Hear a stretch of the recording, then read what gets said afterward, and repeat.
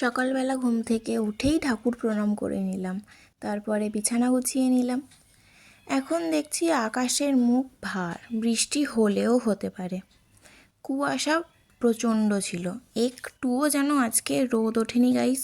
কি বিরক্ত লাগছিল। তারপর আমি চলে গেলাম জামা কাপড় মেলতে।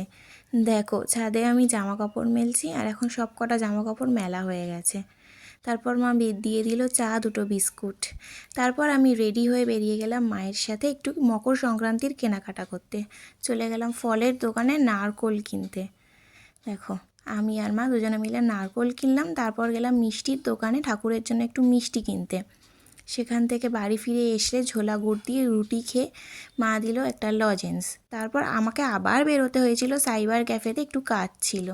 তারপর বাড়ি ফিরে শিম আলু সেদ্ধ দিয়ে ভাত খেলাম, তার সাথে ছিল ফুলকপির তরকারি আর মুগ ডাল। তারপরে মা দিয়েছিল আমসত্ত্বের চাটনি, আর তারপরে আপেল। তারপর আমি একটু গ্যাসটা মুছে নিলাম। দেখো তারপরে বাবা নারকোল ঝাড়াচ্ছে।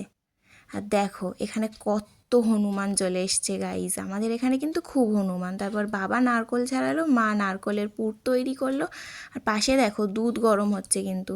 তারপরে মা আস্তে আস্তে পুলি পিঠে তৈরি করে আমাকে প্রথমে সেদ্ধ পিঠে দিল।